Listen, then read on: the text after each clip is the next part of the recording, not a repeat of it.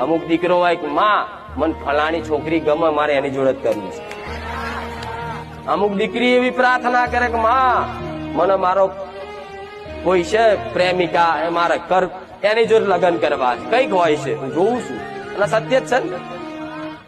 તો મને ખબર હોય કે દીકરી તું અત્યારે પ્રેમમાં અત્યારે તું બધી માતાઓ ભગવાને પ્રાર્થના કરે, પણ એ તારા યોગ્ય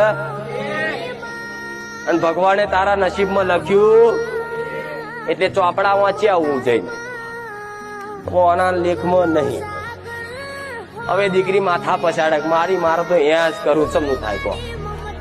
કોઈ દીકરો માથું પછાડી લોહી કાઢે, માં મારે તો અહીંયા જ કરવાનું, ગમે તેને મનાઈ લેતું. પ્રાર્થના કરું છું, એના બાપાને મલાઈ લે, માને મલાઈ લે, આવા બધા બહુ આવે પ્રાર્થના વાળા, હું જોઉં છું. પણ તમે તમારા નસીબ જ નહીં.